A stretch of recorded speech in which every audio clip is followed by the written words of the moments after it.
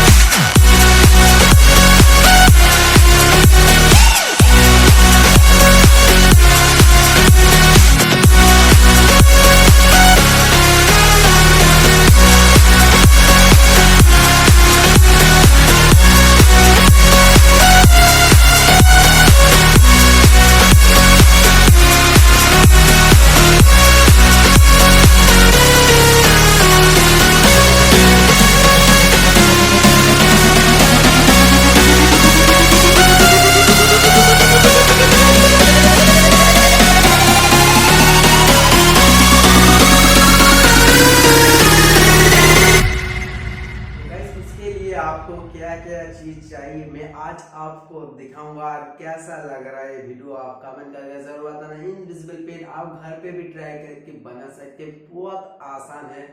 मतलब कि जो चीज चाहिए आपके घर पे इजीली मिल जाएगा।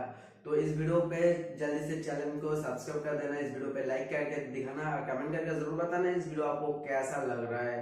ज्यादा से ज्यादा शेयर करना। चलो इस वीडियो को बनाते हैं।